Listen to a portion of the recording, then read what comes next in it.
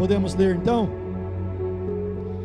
Diz assim: E outra vez levantei os meus olhos e olhei, e vi 4 carros que saíram dentre 2 montes, e esses montes eram montes de metal. No primeiro carro eram os cavalos vermelhos, e no segundo carro, cavalos pretos, e no terceiro carro, cavalos brancos, e no quarto carro, cavalos grisalhos e fortes. E respondi e disse ao anjo que falava comigo: Que é isto, Senhor meu?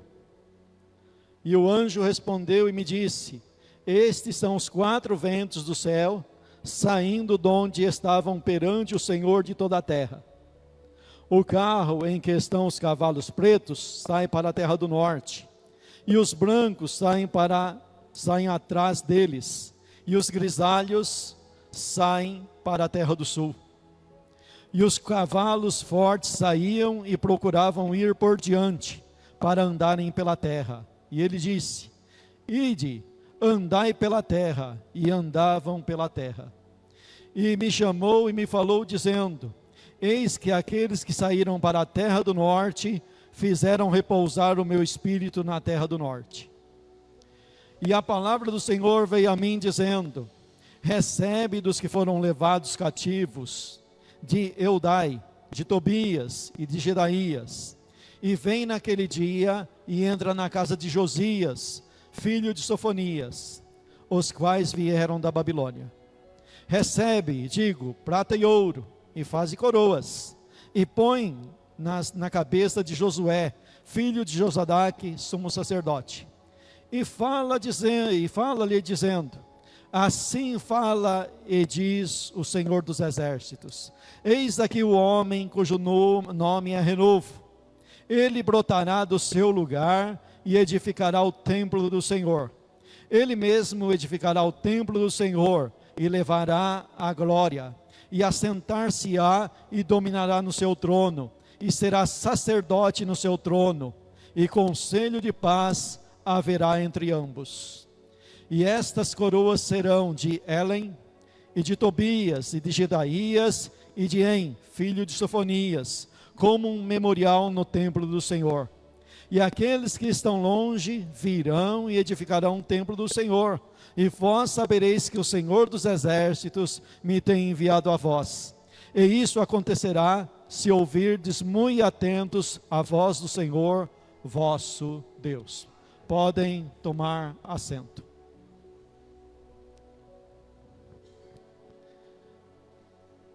Profeta Zacarias, o homem que ocupou na Bíblia 2 funções, 2 ofícios.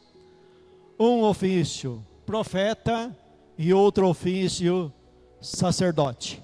Ele era da tribo de Levi e ele era um dos sacerdotes que retornaram do exílio de Babilônia para Jerusalém. E ele foi um profeta que, junto com Ageu, orientou, trouxe palavras de ânimo, palavras de consolo, palavras de conforto, de exortação, para se edificar o templo do Senhor. Eles voltaram do exílio com essa incumbência. No livro dele, ele tem 2 divisões. A primeira divisão vai até o capítulo 8. E do 9, então, tem a segunda divisão. Na primeira divisão, existe uma coisa que acontece em quase todas as visões que ele tem. Essa expressão: e outra vez levantei os meus olhos. Então vamos começar a nossa explanação nessa frase aqui, nessa citação. E outra vez levantei os meus olhos. Cada vez que ele, Zacarias, levantava os olhos, ele tinha uma visão do céu, uma visão de Deus. Preste bem atenção. Cada vez que você levanta os olhos, o que você vê? o profeta que cada vez que ele levantava os olhos, ele tinha uma visão, uma orientação de Deus. Na Bíblia, essa expressão não acontece somente com Zacarias. Em Apocalipse, acontece com o apóstolo João, na ilha de Patmos. Lá está escrito que João levantou os olhos e viu nos céus uma porta aberta. E ouviu uma voz que dizia: sobe para aqui. E imediatamente ele se achou em espírito e subiu ao céu. Olhe para cima e veja o céu aberto. Veja uma porta aberta no céu. A porta é Jesus. Comece a aprender a ter visões espirituais. Paulo, aos Colossenses, escreve dizendo que nós temos uma nova vida e agora devemos ter os nossos olhos nessa nova vida. Se você já ressuscitou com Cristo, pensai nas coisas que são de cima, pensai nas coisas que são do alto. Ergue os olhos e veja aquilo que Deus quer te mostrar. Esteja em conexão, ligado com Deus, em oração, pedindo que Ele abra os seus olhos. Jesus, falando com os seus discípulos, Ele disse assim: olha, bem-aventurado os vossos olhos que veem, e os vossos ouvidos, porque ouvem, porque muitos justos no passado desejaram ouvir o que vocês ouvem e ver o que vocês veem, e não puderam ver, porque não era o tempo ainda de enxergar, de ver, porque a palavra, a história da salvação foi sendo explicada, foi sendo trazida, foi sendo anunciada aos poucos.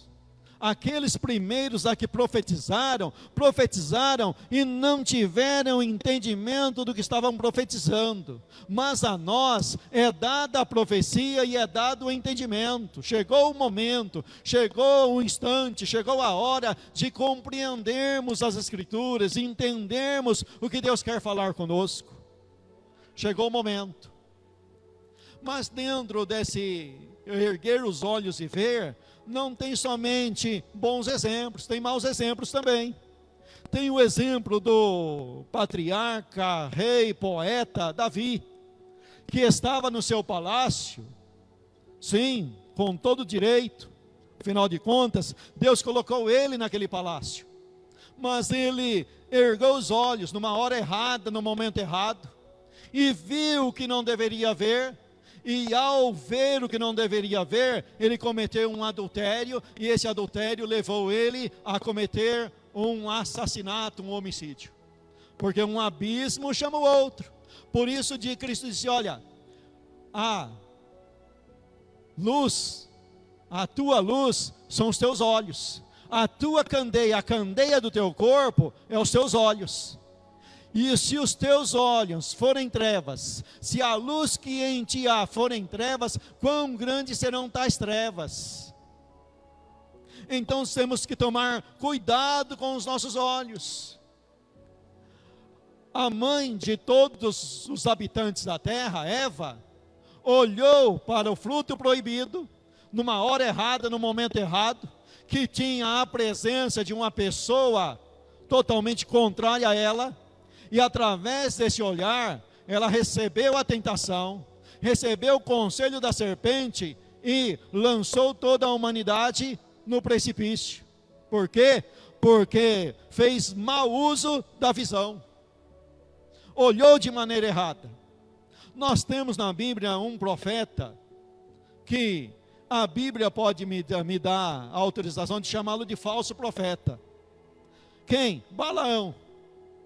E Balaão, lá no mundo espiritual, ele tinha algo que o mundo inteiro da época reconhecia nele um certo poder, mas era um poder emprestado do maligno, era um poder do maligno, e ele foi contratado para amaldiçoar um povo, o povo de Israel.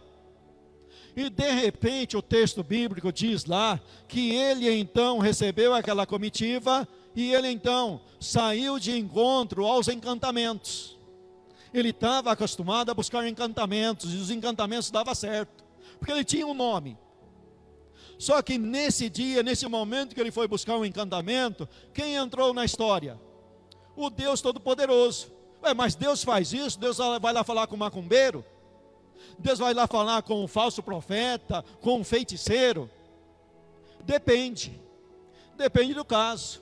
Se o caso que está sendo tratado se trata do povo de Israel, se trata do povo de Jacó, então Deus vai, porque é o povo de Deus que está na história. Se se trata da igreja, então Deus vai. Se se trata de um escolhido, então Deus vai. Você já não ouviu aquele testemunho daquela irmã ou aquele irmão que diz que estava no centro de macumba e o macumbeiro foi obrigado a falar para ele: olha, vai embora daqui, que aqui não é teu lugar, você é do homem lá de cima? Mas por que Deus fez isso? Deus fez isso, foi lá, falou com o macumbeiro, porque Deus é dono da vida daquela pessoa. Se Jacó, se Israel está na história, Deus vai lá e fala para o macumbeiro, se manifesta ao macumbeiro, abre os olhos do macumbeiro, abre os olhos do falso profeta e obriga ele a falar a verdade.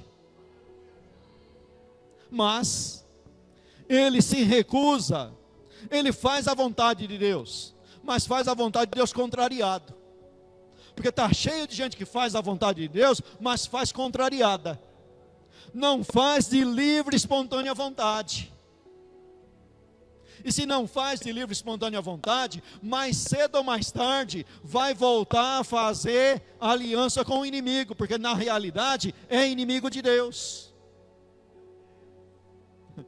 E Balaão, ele por várias vezes, Deus abriu a boca da jumenta, falou com ele, o anjo falou com ele, Deus falou com ele várias vezes, até chegar um momento que ele estava tão espiritual, mas estava tão espiritual que você falava assim: olha, o camarada se converteu, agora se converteu.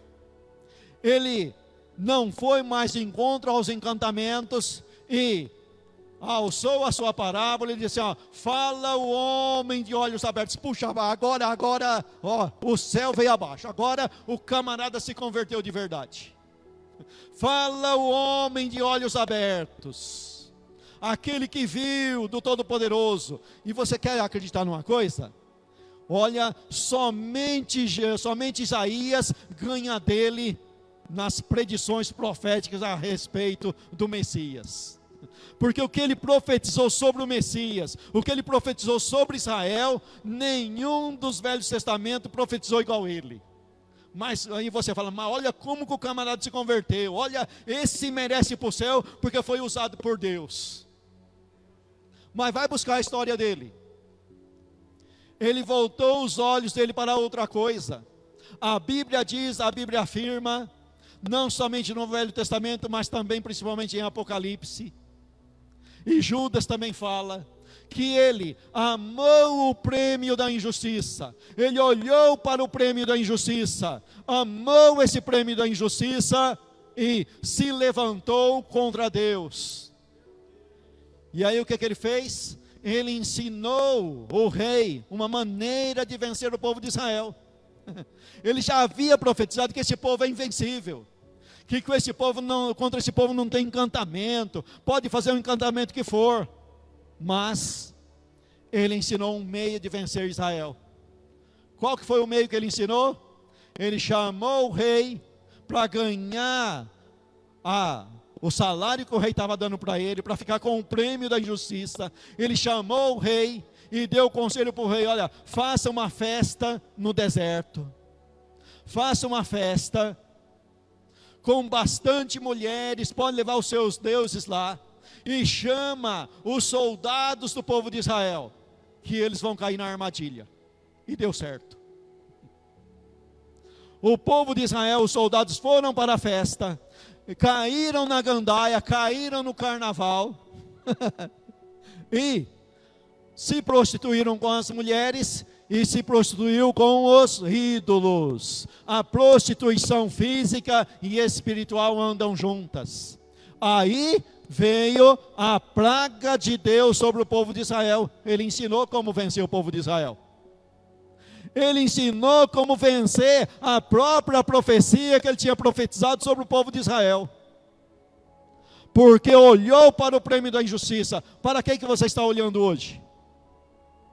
Bom, vamos lá. O sermão não é temático, é expositivo. Vamos continuar aqui no texto. Eu apenas quero te introduzir e chamar a tua atenção para você levantar os seus olhos e ver aquilo que Deus quer te mostrar, aquilo que Deus quer te orientar. E então ele passou a ter essa oitava visão. E nessa oitava visão, ele viu e não compreendeu nada, não entendeu nada. Coisa interessante, né? Eu lembro de uma vez, ainda jovem, eu fui numa vigília. Fomos um grupinho de 4, 5 pessoas. E na volta da vigília, uma das pessoas que foi conosco disse para uma irmã: olha, eu tenho uma pergunta para fazer para vocês, mas não vou fazer agora não, vou fazer depois, qualquer dia aí. Aí aquela irmã falou assim: não, pode fazer agora que eu já respondo já. Aí eu pensei comigo: misericórdia, vai perguntar e não vai saber falar nada. E foi dito e feito.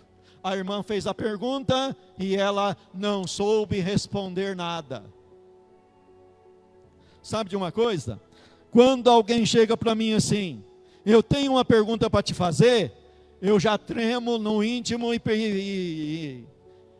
em espírito, eu penso assim: misericórdia, Deus, me dá sabedoria para responder. Não vá levantar o nariz, empinar o nariz e falar: não, pode perguntar que eu sei. O que vem de mim, olha, eu sou maior que você, pode perguntar que eu vou responder. Presta bem atenção aqui que nesse texto, ele não compreendeu nada do que viu, mas ele perguntou para quem sabia a resposta. Ele perguntou para o anjo: o que significa isso, Senhor meu? Você está vendo e não está entendendo? Pergunta para quem sabe, pergunta para Deus, pergunta para Cristo, pergunta para o Espírito Santo. Não pergunta para o primeiro falador que aparecer na tua presença, não. Pergunta primeiro para Deus. Deus vai te explicar, Deus vai te responder. Estou vendo e não estou entendendo, estou lendo e não compreendo nada. Pergunta para quem sabe. Pergunta para Deus, pergunta para o Espírito Santo. Aqui ele perguntou para o anjo. O que significa isso? Olha que ele era sacerdote e ele era profeta. Viu e não compreendeu, não entendeu, mas perguntou para quem sabia. E agora então vai começar então a explicação. Primeiro, o que ele vê? Ele vê 4. Levantei os meus olhos e olhei e vi 4 carros que saíram de entre 2 montes. E esses montes eram montes de metal. Ele viu 4 carros. 4 carros do quê? 4 carros de guerra. Algo simples da época, que os reis, os exércitos usavam em batalha. Mas 4, para que serve 4 carros? Que cada carro carrega no máximo 3 soldados. E um dos soldados que vai, a função dele é carregar o escudo para proteger os 2. O que faz 4 carros? E tem mais, esses 4 carros saem do meio de 2 montes, mas que coisa estranha. Porque esse monte aqui é monte de metal, está escrito aqui. Ele vê montes de metal. Não é um monte assim com árvores bonitas, ou um monte muito belo de pedras. São 2 montes de metal. Primeiro, o que significa monte? Algo firme, que não se abala. De metal, o que significa metal na Bíblia? Preste bem atenção que metal na Bíblia, cobre, bronze, naquela época lá, não havia distinção. Não tinha distinção para distinguir metal de cobre. Cobre e metal era tudo chamado pelo mesmo nome. Mas dentro da Bíblia, do tabernáculo, ele tem um significado. Era um material usado na confecção de certas coisas do tabernáculo. Sempre ligado com o tabernáculo, com o holocausto, com o sacrifício. Então, esse metal simboliza o juízo de Deus, que é um juízo firme, forte, que não se abala, que ninguém quebra, que além de ser metal, é 2 montes, está bem fixo, e de lá então, sai 4 carros, e ele pergunta, mas aqui a resposta do anjo aqui, se fala somente sobre os quatro sujeitos, 4 soldados, os soldados que sentam dentro do carro. E a interpretação que ele dá, que é o vento que sai da presença de Deus. Mas vento, o que é vento? Está falando que lá naquele carro dele está tendo uma teofania. O profeta está tendo uma teofania. Nessa teofania, para o anjo, para Deus materializar o anjo, para o profeta enxergar o anjo, ele teve que ver esse anjo em forma humana. Mas agora na interpretação, esse anjo é chamado de vento. Sim, espírito. Espírito que não tem forma, mas é um espírito, é um anjo de Deus. São 4 anjos, são 4 poderes celestiais que vão executar o juízo do Deus de toda a terra, que tem a função de levar o juízo à frente, levar o juízo adiante, de executar um juízo de Deus na terra. Porque na realidade, os anjos são ministros de Deus. Lá em Apocalipse, aparece esses cavaleiros, no capítulo 6, e no capítulo 7, aparece 4 anjos, segurando os 4 ventos, dos 4 pontos cardeais da terra, segurando os ventos, que é o vento do juízo, que vem sobre a terra, e foi dado então ordem ali no capítulo 7 de Apocalipse, para aqueles 4 anjos segurarem os ventos, até que nós marquemos na fronte os servos do nosso Deus. Ou seja, o juízo está na mão de Deus, e esse juízo não é para destruir a igreja. Deus não vai fazer nada para destruir a igreja, pelo contrário, o juízo de Deus é para beneficiar a igreja. Porque aqui dentro de um contexto, Deus trouxe um juízo sobre Jerusalém, para repreensão, não para destruir o povo de Israel, mas para repreensão, para correção, para corrigi-lo e trazê-los de volta. E ao trazê-los de volta, Deus agora guarda eles em suas mãos, os que sobraram, os que permaneceram, os que estão com Deus, e agora Deus vai trazer o juízo sobre as nações que perseguiu o povo de Israel. É assim que funciona, é dessa maneira que funciona. Pedro ensina que o juízo começa pela igreja, mas se começa pela igreja, aonde aparecerá o ímpio e o pecador? Se somente os salvos escapam, onde aparece o ímpio e o pecador? Então o juízo de Deus tem essas 2 características, que ao mesmo tempo ele protege o povo de Deus, ele castiga quem não é de Deus. Você está achando estranha essa interpretação? Pegue a história do povo na terra do Egito. Quando Deus trazia um juízo sobre o Egito, o povo de Israel ficava de boa, ficava de camarote, até chegar no Mar Vermelho. No Mar Vermelho eles atravessam em terra enxuta, e presta bem atenção ali que a nuvem que alumiava o povo de Israel era a luz para o povo de Israel, mas era a escuridão para os perseguidores que vinham atrás. A mesma luz ilumina um e escurece o caminho do outro. Então o juízo de Deus é para salvar você, é para salvar a igreja. Ergue os teus olhos e enxergue e veja o que Deus quer te mostrar. Aqui Ele está mostrando o juízo. Esse mundo está pronto para o juízo, esse mundo está amadurecendo para o juízo. Esse mundo não tem outra coisa, não merece outra coisa a não ser o juízo de Deus. Então ore, vigie, busque a Deus para ser achado digno de escapar do juízo de Deus e ficar de camarote vendo o juízo caindo sobre a cabeça do ímpio e não sobre a tua. E aí ele então enxerga esses cavalos, cada um tem uma cor, a cor é fácil para você fazer ligações.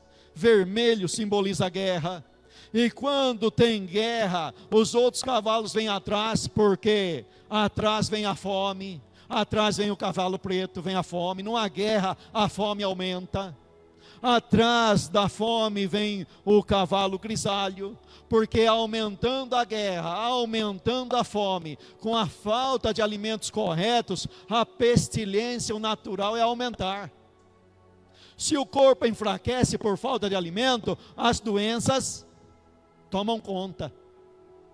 Então uma coisa puxa a outra.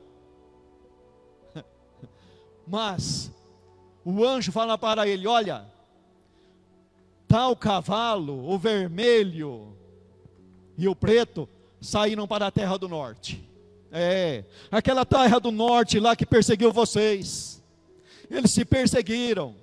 Sim, eu permiti que eles se perseguiram, só que teve um detalhezinho. Eles foram além do que eu tinha mandado. Porque é assim, Deus permite a correção sobre o crente, e o ímpio se alegra tanto, que chega no momento de libertar o crente, ele não aceita a libertação do crente. As nações em derredor não aceitavam a libertação do povo de Israel, não aceitava Israel voltar para a terra prometida. E agora então Deus entra com a correção. Por que a correção? Porque eles foram além do limite no usar de castigo sobre o povo de Israel. Era somente para dar uma correção e eles matavam. Era somente para dar durante um tempo de 70 anos, mas não, fica aqui para sempre, vai morrer aqui e vai ser exterminado da terra. Mas Deus não vai exterminar da terra o povo de Israel, e também não vai exterminar da terra a igreja junto com o povo de Israel vai morar no céu com Deus. Eles não serão exterminados, eles serão trasladados, serão arrebatados, igreja junto com o povo de Israel. E o juízo de Deus vem sobre a terra, não contra a igreja, mas a favor da igreja, repreendendo aquilo que está atrapalhando a igreja. Porque pensa bem, você olha assim e fala assim: mas guerra é um negócio terrível, pestilência é um negócio terrível. Mas só que tem uma coisa: o homem é merecedor dessas coisas, o homem faz por merecer essas coisas. E Deus, Ele é o juiz de toda a terra, e Ele usa esses meios para refrear o pecado sobre a terra. Quando o pecado do homem na geração de Noé chegou a um ponto que já não dava mais, Deus mandou o dilúvio. Quando a depravação em Sodoma e Gomorra estava de um tal ponto, Deus mandou fogo e enxofre lá, e acabou com aquelas cidades para servir de exemplo para os demais. Então o juízo de Deus tem esse poder de estar colocando um freio no pecado. O diabo junto com os ímpios se unem contra Deus, e Deus então manda o juízo para defender a igreja e refrear o pecado no mundo. E é assim, e é desta maneira, e vai ser assim. E ele então vai dizer que aqueles cavalos que foram para a terra do norte, fizeram o meu espírito, em letra maiúscula, repousar na terra do norte. Então Deus ali na terra do norte, não vai ter somente juízo lá para executar sobre a terra do norte. Ele vai ter juízo, ele vai executar juízo com certa medida, mas também vai abrir o coração de certos reis da terra do norte para ajudar e financiar o retorno dos exilados para a Babilônia. É assim, o coração de todas as pessoas está na mão de Deus. Deus age com juízo, mas também age com graça, tudo em favor do seu povo. Aonde precisa juízo, ele executa juízo. Onde precisa graça, ele executa graça. Então não é o rei Dário, não é o rei Ciro que ficou bonzinho e fez o bem para o povo de Israel. É Deus que entrou com a sua graça, amoleceu o coração de Ciro, amoleceu o coração de Dário e fez eles baixarem um decreto que beneficia o povo de Israel.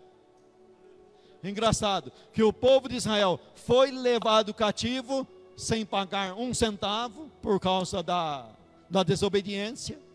E aí o profeta até olha para isso e fala: Senhor, o Senhor nos vendeu, mas o Senhor não ganhou nada com isso, porque nós não pagamos, a gente não tinha como pagar, e aqueles que vieram atrás de nós aqui também não te pagou, roubou o que você tinha aqui no templo e levaram para o templo deles. Então o Senhor não aumentou a tua riqueza com isso. Mas Deus não precisa de dinheiro, porque o profeta está naquele pensamento lá, né? Pensamento meio errado. Deus está precisando de alguma coisa. Não, Deus não precisa de dinheiro. Deus precisa da obediência e da sinceridade do seu povo. É isso que Deus quer. É isso que Deus está buscando. E não que Ele precise disso, mas é a vontade dEle isso. É que a vontade dEle ganhar para si um povo zeloso de boas obras. E Ele então manda da sua graça, manda do seu juízo com a sua graça para beneficiar o seu povo. E agora então, volta no versículo 9, volta um grupo de exilados. E esse grupo de exilados traz uma oferta para ser usada no templo, para uso no templo. E Deus então manda esse profeta no versículo 9 dizendo assim: e a palavra do Senhor veio a mim dizendo: recebe dos que foram levados cativos de Eudai, de Tobias e de Gedaías, e vem naquele dia e entra na casa de Josias, filho de Sofonias, os quais vieram da Babilônia. Receba, digo, prata e ouro, e faze coroas, e põe-nas na cabeça de Josué, filho de Josadaque, o sumo sacerdote. Faz coroas. Coroas aqui é para ser usada como ornamento. Tem primeira função ser usada como ornamento, mas também tem a função de mostrar que alguém vai governar, alguém vai tomar o trono, alguém vai estar no governo, alguém vai estar no trono. Só que aqui existe uma inversão no texto. O texto está invertendo, e de propósito. Porque na realidade, o sumo sacerdote, ele não pode ser ao mesmo tempo sumo sacerdote e rei. É contrário à lei. O sumo sacerdote não pode ser sumo sacerdote e rei. Dentro do texto do livro de Zacarias, tem um personagem que ocupa o cargo de rei. Quem que é? Zorobabel. Zorobabel é o governador. Mas por que Deus está mandando o profeta fazer uma coroa, que significa tanto reinado como ornamento, e colocar na cabeça do sumo sacerdote? É porque na realidade tipifica Cristo. Cristo é rei, Cristo é sumo sacerdote e Cristo é profeta. Os três ofícios que tem dentro desse livro aqui: profeta e sacerdote em Zacarias, e no sumo sacerdote, sacerdócio e rei, todos se cumprem em Cristo. Cristo reúne os três ofícios nele.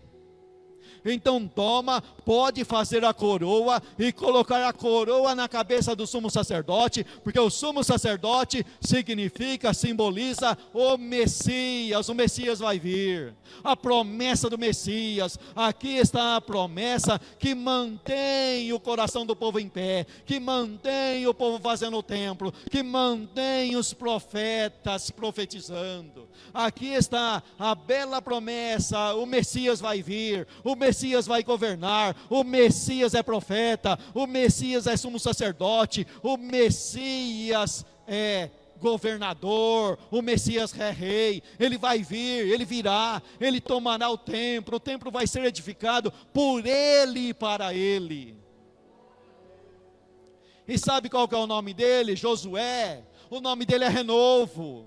É um título do Messias. Aqui tem um título do Messias. O Messias é renovo. Brotará em Josué um renovo. O que é um renovo? É um broto de árvore em pleno deserto, aonde não tinha nada, onde não se via nada. Sobrou lá uma árvore com a raiz na terra. E essa árvore com a raiz na terra, usando para a frase de Jó, ao cheiro das águas ela vai brotar. Quando vem as águas, quando vem o orvalho, quando vem a brisa, quando vem o tempo certo, a raiz, ou olha, a árvore que estava morta, só o tronco ali naquele pó, ela brota de novo. Então tem uma esperança. Olhe, erga os teus olhos, tem uma esperança, está vindo aí uma esperança. Josué está aí, ele está recebendo agora simbolicamente uma coroa na cabeça, que ele representa o renovo. Ele vai renovar nossas esperanças, e isso aponta para Cristo. Cristo é a esperança. Cristo nasceu em Belém de Judá, Cristo nasceu de uma maneira simples, mas Ele é o renovo. Cristo viveu 30 anos trabalhando em serviço pesado, mas Ele é o renovo. O povo de Israel está escravo de Roma novamente, está escravizado novamente, mas Cristo é o renovo. Cristo é o renovo nosso. Nós estamos esperando o retorno de Cristo, estamos esperando a volta de Cristo. Cristo é a nossa esperança. Agora tem aqui uma coisa interessante nesse texto, porque depois de fazer a coroa e colocar ela na cabeça de Josué, foi dada uma ordem para o profeta: pegue essa coroa agora, que já realizou o simbolismo, e leva num outro simbolismo, entra em outra casa de alguém exilado que voltou do exílio, e coloca para eles, e dê essa coroa para eles, entregue para eles, e diga para eles: olha, essa coroa será para vocês um memorial no templo. Guarda essa coroa, o templo vai ser levantado, e quando o templo for levantado, leve essa coroa para o templo, porque essa coroa vai ficar por memória. O que é uma memória? Para você, dizendo: não esqueça, nunca esqueça. Não é para lembrar Deus, porque Deus não esquece de nada. É para lembrar a nós que nós não podemos esquecer. Não se esqueça que Deus está contigo, aconteça o que acontecer. Deus está convosco. Alguém tocou em vocês, tocaram na menina dos meus olhos, eu estou convosco. Pode ser que a mãe esqueça do filho, pode acontecer, mas eu não esquecerei de vós. Pode ser que a mãe abandone o filho, mas eu não vos abandonarei. Eu estarei convosco por todos os dias até a consumação dos séculos. Eu não largo vocês. Existe um memorial. Tem um memorial. O interessante é que nós lemos lá uma narração lá de Noé, lá, que Noé, depois de vagar dentro da arca, por mais ou menos 100 dias lá, um bom espaço de tempo, a arca encalhou, e está escrito lá: e lembrou-se Deus de Noé. Isso é uma forma de expressão, porque Deus não se esquece de nada. No momento certo, na hora certa, o que há de vir virá e não tardará. Um pouquinho mais de paciência, porque o que há de vir virá e não tardará. Deus tem uma solução para o teu problema. Deus tem uma solução para a tua luta. Deus tem uma solução para a tua angústia. Ele virá na hora certa, no momento certo. Não é na hora atrasada. Deus tarda, mas não falha. Não, Deus chega na hora certa. Ele chega na hora certa. Quando é para curar, Ele chega no momento certo e cura. Quando é para ressuscitar, Ele deixa morrer e chega na hora de ressuscitar. Porque Ele fez isso com a filha de Jairo. Jairo pediu para ele ir lá na casa lá, ele disse: eu vou, pode deixar que eu vou lá e vou curar sua filha. Mas ele parou no meio do caminho para atender a mulher do fluxo de sangue. E aí chegou a notícia: não incomoda mais o mestre, porque a tua filha já morreu. E aí o camarada podia ficar: está vendo, você demorou, você falou que ia na minha casa e não foi. Mas Cristo disse para ele: não temas, creia somente. Se fosse para curar, eu já tinha mandado curar da onde eu estava, nem precisava ir lá. Mas a minha vontade é ressuscitar, e além de ressuscitar, servir de testemunho para todos que estão em volta. O problema está difícil, Deus não vem logo, Senhor. Alguém chamou Jesus e falou para Jesus: vai logo antes que meu filho morra. Jesus estava conversando com ele lá e falou: mestre, te apressa, antes que o meu filho morra, vai rápido. Não, mas não tem esse negócio de vai rápido. Deus vai no momento certo, na hora certa, e traz o livramento, e traz a cura, e traz a ressurreição, e traz a solução do problema. Deus vai trazer a solução do teu problema. Espera Cristo, olhe para o alto, olhe para Cristo, e Ele virá ao teu encontro. Amém? Que Deus te abençoe e te guarde. Amém?